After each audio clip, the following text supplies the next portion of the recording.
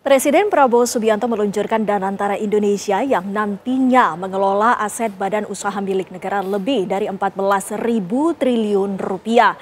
Kepala Danantara Roslan Ruslani menjanjikan pengelolaan Danantara dilakukan secara transparan, berhati-hati dan berintegritas.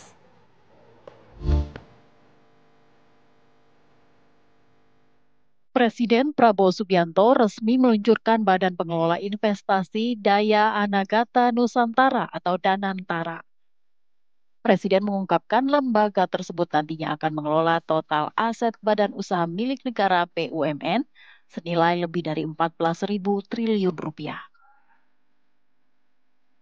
Tahap awal ada 7 BUMN yang masuk pengelolaan Danantara, yakni Bank Mandiri, BRI, BNI, PT Telkom, Pertamina, PLN, serta Mining Industry Indonesia atau MIND ID. Daya Anagata Nusantara. Presiden Prabowo mengatakan lembaga super holding ini akan setara dengan Temasek Holding yang saat ini mengelola aset negara Singapura. Oleh karena itu, BUMN harus beroperasi dengan standar yang tinggi, governance yang terbaik. BUMN harus mengedepankan inovasi, gagasan besar, transparansi, kemajuan teknologi, sekaligus menjaga disiplin, kehati-hatian, serta komitmen terhadap tata kelola yang baik dan pengelolaan yang bertanggung jawab. Kami berhasil mengamankan lebih dari 300 triliun rupiah, hampir 20 miliar dolar dalam bentuk tabungan negara, dana yang sebelumnya terhambat oleh inefisiensi, korupsi, dan belanja-belanja yang kurang tepat sasaran. Kita tidak mau lagi menjual sumber alam kita murah. Kita tidak mau jadi sumber raw material bagi bangsa lain. Dan antara Indonesia adalah untuk anak dan cucu kita. Dan antara Indonesia untuk itu harus dikelola dengan sebaik-baiknya, dengan sangat hati-hati, dengan sangat transparan, dengan saling mengawasi, harus bisa diaudit setiap saat oleh siapapun. Sementara itu, Kepala Danantara Roslan Ruslani menjanjikan pengelolaan aset secara hati-hati dan berintegritas. Peluncuran Danantara juga diharapkan menarik lebih banyak investasi dari luar negeri. Sebagai contoh di China itu sekarang SAICC itu 1,2 triliun US dollar yang aset yang kemudian dikelolanya itu nomor 2 terbesar di dunia setelah Norwegia yang 1,7 triliun US dollar. By the way sih, dan antara ini kalau misalnya nanti 900 billion US dollar berarti nomor 4 terbesar di dunia. Nah, ini apa yang kita bisa pelajari dari China? Katanya kan utlubul ilm ila bisin ya, belajarlah sampai negeri Cina. Nah, itu apa yang mereka lakukan sih? Ternyata di tahun 2003. Jadi memang ada beberapa contoh lain seperti Temasek, tapi Temasek sudah dari tahun 1974, cukup aman. Ya. Yang terbaru apa? Ya ini SAICC ini yang terjadi di tahun 2003. 2003 mereka dikasih modal berapa? 29 billion US dollar. Agak mirip dengan kita ya, 20 billion US dollar. Dan dalam waktu 20 tahun sampai tahun 2023 itu sampai 339 billion US dollar, melompat 1000% lebih, gitu kan. Nah, itu yang kemudian kita inginkan ya, pengelolaan profesional, supervisi. Lantas, dengan modal yang jumbo ini, bagaimana Danantara bisa mewujudkan visi dan misi ekonomi Presiden Prabowo Subianto? Dari Jakarta, tim TV One mengabarkan.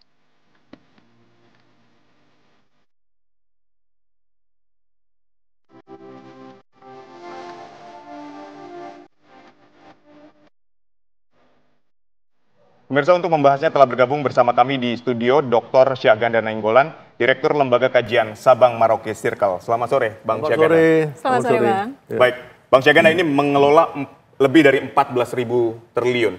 Menurut Anda seperti apa pengelolaannya dan bagaimana sebetulnya Danantara ini berproses ke depannya untuk memajukan dan mendorong perekonomian Indonesia? Ya, saya termasuk orang yang sangat bangga ya dengan Pak Prabowo Subianto karena ketika dia memberikan paradigma pembangunan kita Desember tanggal 30 2024 di Bappenas ya di hadapan menteri-menteri, dia memilih yang disebut ekonomi Pancasila ekonomi Pancasila itu plan ekonomi, ya, ekonomi terencana, plus mengambil yang baik-baik dari market ekonomi, yaitu dikenal di Cina misalkan sebagai kapitalis state capitalism, ya, atau dulu sebelumnya itu di zaman Mao Zedong namanya social market economy, itu juga diberlakukan di Rusia. Jadi pilihan ini yang diterjemahkan oleh Pak Prabowo, ya, menjadi agenda aksi, dan itu cepat sekali kan, dari Desember sekarang udah langsung ada aksinya. Aksi itu bagaimana menggunakan korporasi, ya, sebagai agen pembangunan. Ini kan korporasi nih, 14.000 triliun lebih ini. Yang tadi birokrasi negara, birokrasi APBN puter.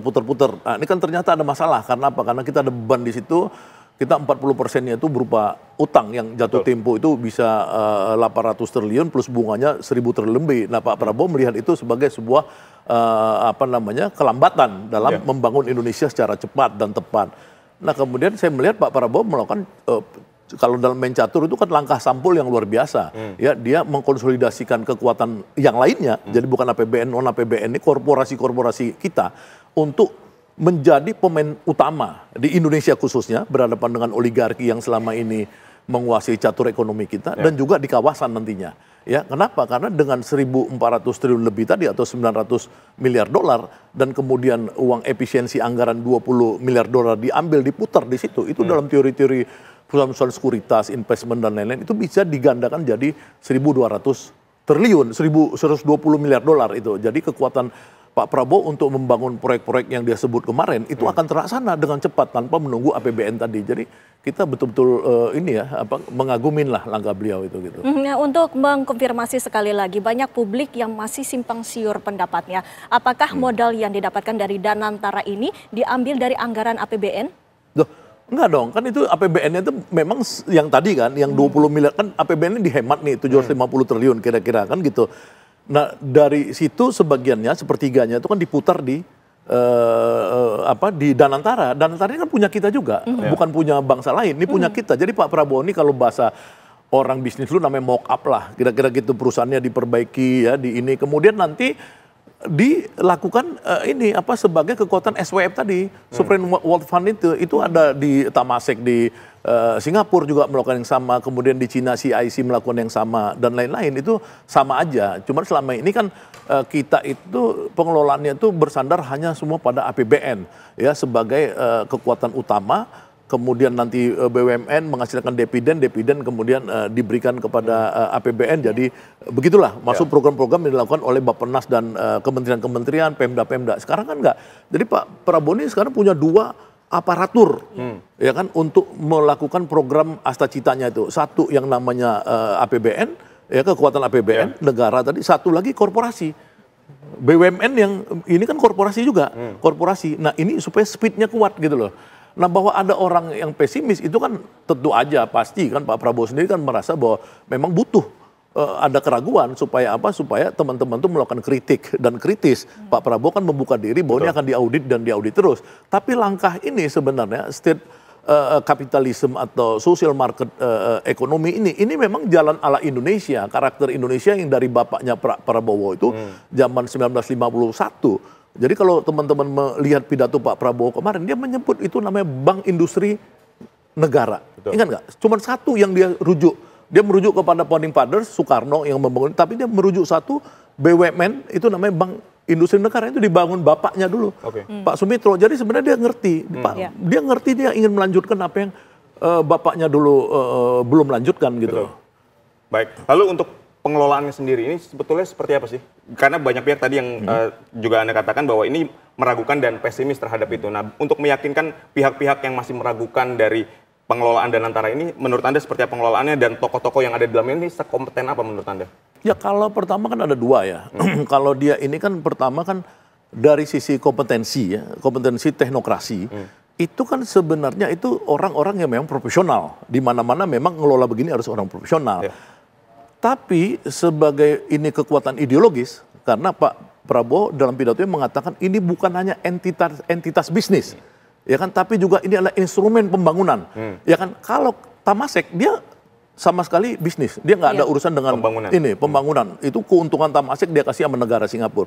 Tapi CIC di Cina yang sama itu dia dua-dua Jadi dia production for use dan production for profit. Ya. Nah ini kita dua-dua. Jadi Pak Prabowo ini ya memang dia melakukan peningkatan kinerja asetnya itu, ya kan, yang nanti akan dilakukan oleh satu sayap itu yang saya lihat di bawah Pak Doni Oskaria itu, satu lagi di bawah Pak Pandu Sahrir ini yang dia investment company gitu loh, dia akan menggandakan terus ini sebagai kekuatan investasi gitu. Jadi saya pikir itu untuk sementara ini sebagai cikal bakal, saya positif terhadap itu gitu.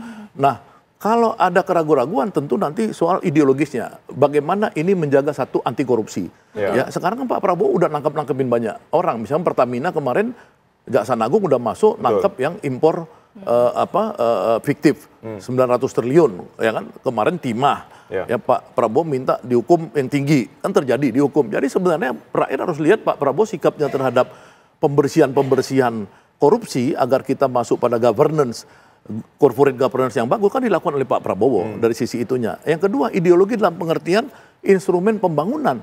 Nah Pak Prabowo ini kan memang harus menularkan apa yang dia tahu, dia pelajari dari bapaknya sebagai ahli pertama studi pembangunan, ekonomi pembangunan bapaknya. Betul. Ya kan, jadi dia memang harus menularkan ini kepada teman-teman itu supaya spiritnya itu sama. So far dari 3 orang yang mengoperasikan ini saya percaya ya, karena satu Pak Rosan saya lihat dia tumbuh dalam lingkungan pengusaha nasionalis ya, Pak Abu Rizal Bakri, keluarga Bakri, kemudian Pandu ini adalah anak Dr. Sahrir yang dipenjara di zaman Soeharto, bapaknya tokoh sosialis yang sama garisnya dengan Pak Prabowo. Yang kemudian satu lagi Doni adalah profesional yang dia tumbuh berkembang juga dalam lingkungan pengusaha yang nasionalis kan. Jadi sebenarnya ragunya di mana saya nggak ngerti gitu. Bang, yang kita ketahui juga bahwa segala sesuatu juga memiliki resiko. Nah menurut Anda langkah-langkah untuk mitigasi resikonya itu seperti apa saja yang harus dilakukan? Ya resiko dalam permainan-permainan gini ini kan sebenarnya kalau misalkan seperti di Amerika itu tahun 2008 ada subprime mortgage itu kan. Jadi orang itu bagaimana memain-mainkan terus bond-bond itu terus diperkecil, bondnya lagi udah ada ini underlying-nya itu nggak begitu kuat dan lain-lainnya. Ini memang disitulah butuh pengawasan yang dua. Pengawasan satu, pengawasan yang sifatnya yang saya sebut teknokrasi tadi, betul-betul orang-orang pinter dari bangsa kita ditempatkan di situ. Yang kedua nih betul-betul orangnya nih anti korupsi. Jadi seleksi orang yang masuk ke BUMN nanti itu harus dikunci di situ. Nah, saya pertama melihat di aset-aset yang besar ya, seperti Main ID, ada Pak Fuad Bawajir. Kan di situ bagaimanapun dia simbol juga dari orang yang selama ini penasionalis dan anti korupsi. Kemudian di PLN yang juga instrumen di dalam Danantara kan, aset di bawah Danantara juga kan komutnya juga sosialis, anti korupsi juga. Kemudian di misalkan aneka tambang yang ada di situ juga Pak Rauf Purnama. Jadi Pak Prabowo sebenarnya memang udah bagus sementara ini memang, tapi butuh banyak memang secepatnya membuat orang-orang ideologis itu sebagai pengontrol. Ya, jadi misalnya gini di Iran ya, di Iran itu BUMN terbesar mereka di bidang dirgantara itu di atasnya mullah itu. Jadi orang-orang yang ulama besarnya itu yang mengontrol. Di Cina juga gitu. Di Cina itu setiap BUMN itu punya orang-orang partai di situ sebagai pengawas gitu. Nah Pak Prabowo dewan ideologisnya itu yang mana? Nah ini mudah-mudahan beliau kan udah cukup tahu lah apa yang harus dilakukan. Tapi saya pikir itu akan bisa dia lakukan. Baik, gitu. Bang Syagenda, ini butuh waktu sebetulnya berapa lama sampai kita lihat Danantara ini bisa sebesar di Singapura, di Cina tadi, seperti yang Anda katakan? Ya kalau menurut saya sih dari orang-orang yang mengelola ini seperti Rosan dan Pandu ya, dia kan punya network internasional yang bisa kata Pak Prabowo silakan kita bangun kerjasama kolaborasi dengan negara-negara sahabat. Ya kita bisa tawarkan ini permainan ini, game ini kepada misalkan kalau kita buka websitenya Temasek ya, temasek.com ya, buka SG Singapura gitu, Temasek. Itu kan akan kelihatan tuh berapa banyak Temasek itu punya network dengan perusahaan-perusahaan besar lain ya, Belanda, kemudian Inggris, kemudian termasuk BlackRock ya, kemudian Ping An. Dia punya relasi itu. Nah kita kan dengan ini kan akan bisa menjalin relasi dengan Ping An, asuransi terbesar di dunia dan lain-lain. Saya pikir orang ini jago lah gitu. Yang 3 orang ini saya pikir jago gitu. Baik. Ya, tentunya kita harapkan bahwa yang terbaik untuk perekonomian Republik Indonesia. Terima kasih sekali Ya, lagi, iya, saya Bang pikir, iya, Syahgan itu, dan iya. Nainggolan, Terima waktunya kasih. bersama kami Iya. di Kabar Petang. Selamat petang. Terima kasih, Terima selamat kasih. petang.